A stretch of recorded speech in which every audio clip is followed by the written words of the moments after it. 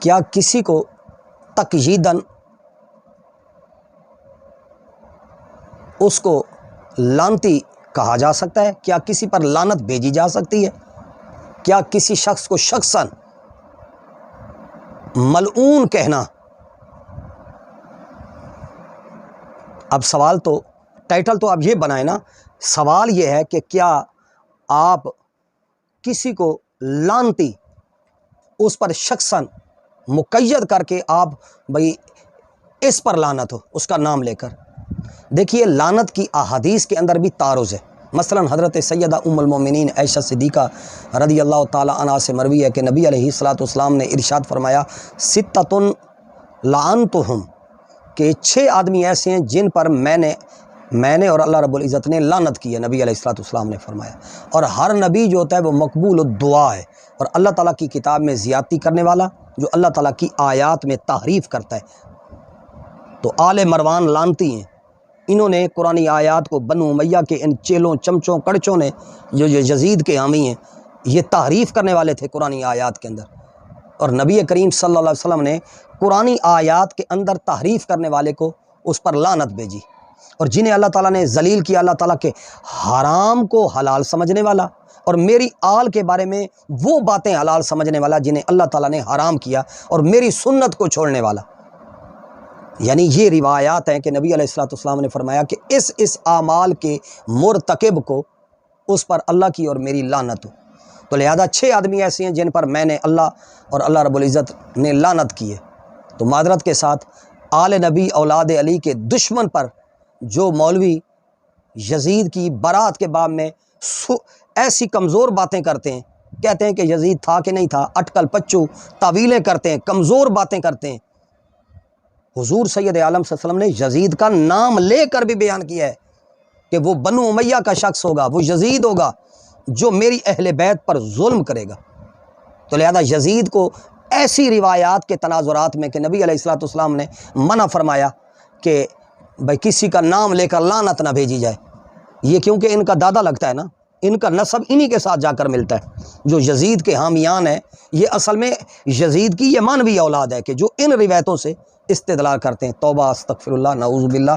حضرت ابو دردہ رضی اللہ تعالیٰ عنہ سے مروی ہے کہ نبی علیہ الصلوۃ والسلام نے ارشاد فرمایا بندہ جب لعنت کرتا ہے وہ آسمان کی طرف جاتی ہے اور وہاں کے دروازے بند کر دیے جاتے ہیں، پھر یہ زمین کی طرف لوٹتی ہے تو زمین کے دروازے بھی بند کر دیے جاتے ہیں، اور یہ دائیں بائیں کہیں سے نکلنے کی کوشش کرتی ہے، جب کوئی راستہ نہیں پاتی تو جس پر بھیجی گئی وہ اہل ہو تو اس کی طرف لوٹتی ہے، ورنہ لعنت بھیجنے والے کی طرف واپس آتی ہے۔ ہاں ابو بکر اور عمر پر لعنت بھیجنے والے پر لعنت خود ان کے اوپر آتی ہے۔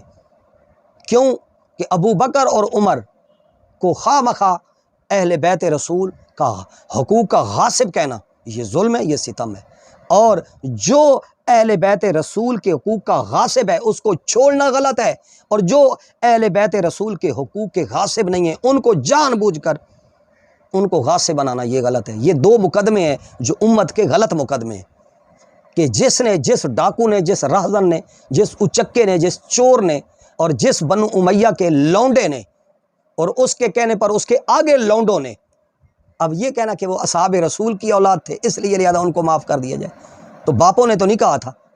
اگر وہ صحابہ کی اولاد ہیں تو انہوں نے اہل بیت رسول پر ظلم کیا ہے، تو اس بنیاد پر میں لوگ صحابہ کو برا بھلا کہیں گے؟ یہ ایک عجیب منطق ہے لوگوں کی۔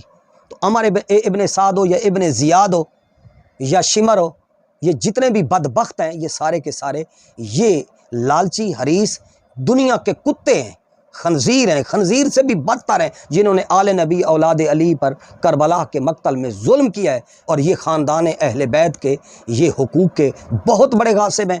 ان کو کسی بات سے یعنی یہ کرنا، ان کو لعنت کے جواز سے بچانے کی کوشش کرنا، یہ کسی بھی حوالے سے درست نہیں ہے۔ اور جو لوگ مرحوم اور متوفی اصحاب رسول کے وہ نفوس قدسیہ جو اس کربلا کے واقعے کے وقت زندہ ہی نہیں تھے ان کو مورد الزام ٹھہرا کر ان پر لعنت بھیجنا، نعوذ باللہ، یہ بھی 100% غلط ہے۔ تو لہذا 2 مقدمے ہو گئے، ایک مقدمہ خارجیوں کا، یزیدیوں کا اور ناصبیوں کا ہے، ہم اس سے بھی توبہ کرتے ہیں۔ دوسرا مقدمہ جو ہے وہ رافضیوں کا ہے، ہم اس سے بھی توبہ کرتے ہیں، ہمارا ان دونوں سے کوئی تعلق نہیں۔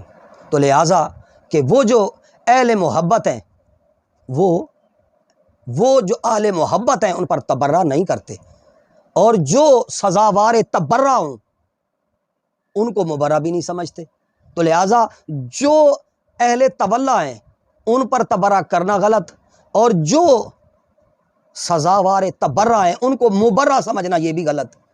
تو عقیدہ درمیان میں کھڑا ہے، اور وہ عقیدہ صوفیوں کا، چشتیوں کا، نقش بندیوں کا، سور وردیوں کا ہے۔ تو لہٰذا اب سوال یہاں یہ پیدا ہوا، بات ہم ذرا تھوڑی سی طویل کر گئے، کہ کیا ایک حدیث میں نبی علیہ الصلوۃ والسلام نے خود لعنت فرمائی اور دوسری حدیث میں لعنت کرنے سے منع فرمایا؟ اب سوال یہ پیدا ہوا کیا لعنت کی احادیث کے اندر تعارض پایا جاتا ہے؟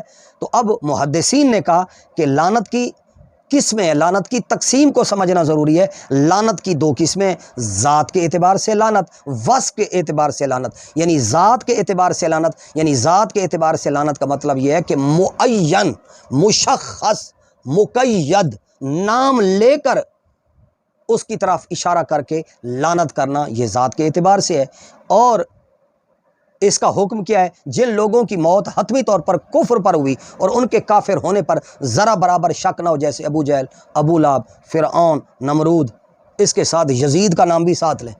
جو یہ کہتا ہے کہ یزید جو ہے وہ مومن مرا تھا، وہ خود بدبخت ہے جو یہ کہتا ہے۔ اس نے ایسے اشعار کہے ہیں، اور یہ متواتر ہمارے محدثین نقل کرتے رہے۔ وہ کہتا ہے کہ یہ کھیل تھا بنو ہاشم کا، جس نے کہا تھا میرے اوپر وحی آتی ہے، آج بدر اور احد والے میرے آباء و اجداد موجود ہوتے تو دیکھ لیتے کہ میں نے آج بنو ہاشم سے بدلہ کیسے لیا ہے۔ یزید کو بارے میں کسی بھی حوالے سے کہ جو آدمی بری کا کرتا ہے میرا خون کھول اٹھتا ہے یزید کے حامیان کے بارے میں، اور خود جو یزید کے حامی ہیں خود ان کے طبقے کے لوگ بھی، ان کا علاج وہ اسحاق مدنی ہے۔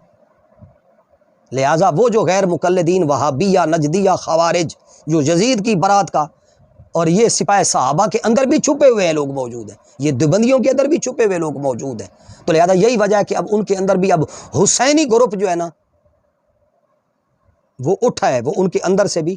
اور وہ مولانا طارق جمیل کو کہتے ہیں کہ کیوں کہ وہ یزید پر بھیجتا ہے نا لعنت، تو کہتے ہیں کہ اب ماشاءاللہ یہ بھی شیعہ ہو گئی ہے۔ انداز دیکھتے ہیں جو اہل بیت رسول کی تعریف کرے ان لوگوں کے نزدیک وہ کیا ہے، یعنی مطلب یعنی اتنا بڑا ظلم اور اتنی بڑی زیادتی۔ تو لہٰذا وہ لوگ کہ جن کا یقینی طور پر کفر پہ مرنا معلوم ہو ان پر نام لے کر لعنت بھیجنا، اور جن کا کفر پر مرنا یقینی نہ ہو اس پر انہوں نے کہا نام لے کر نہیں، اس کے صفات کے اعتبار سے۔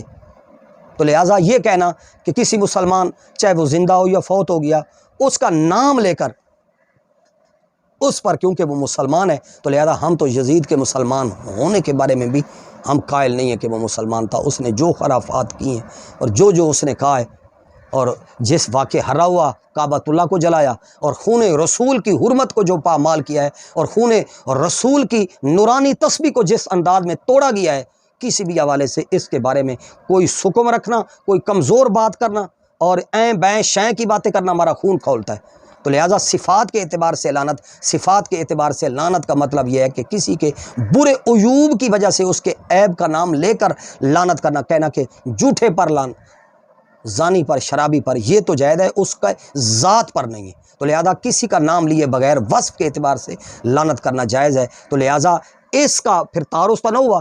تو محدثین نے کہا جس لعنت سے منع فرمایا گیا ہے اس سے مراد ہے ذات کے اعتبار سے لعنت کرنا، اور جس حدیث میں خود لعنت فرمائی وہ صفات کے اعتبار سے۔ تو لہذا اس میں اب بحثیت ذات، اور یہی وجہ ہے کہ ہم یہ جو شدت کرتے ہیں، ہمارا مشرب ویسے قادریوں اور چشتیوں والا ہے۔ حضور اعلیٰ گولوی پیر سید میر علی شاہ صاحب رحمۃ اللہ علیہ سے پوچھا گیا، انہوں نے کہا کہ ہم یزید کی لعنت کے جواز کے قائل ہیں، یہ نہیں ہے کہ یزید لعنتی نہیں ہے۔ امام ابو حنیفہ، امام شافعی، کوئی بھی وہ اس کے لعنت کے جواز کے سب قائل ہیں۔ وہ کہتے ہیں کہ ہمارا یہ شعار نہیں ہے، ہم اس سے بہتر یہ سمجھتے ہیں کہ محمد و آل محمد پر درود پڑھے، تو لہذا اس کا اجر اور ثواب زیادہ ہے۔ تو لہذا وہ بدبخت اس لائق ہی نہیں ہے کہ اس کا نام زبان پر ہے۔ والسلام۔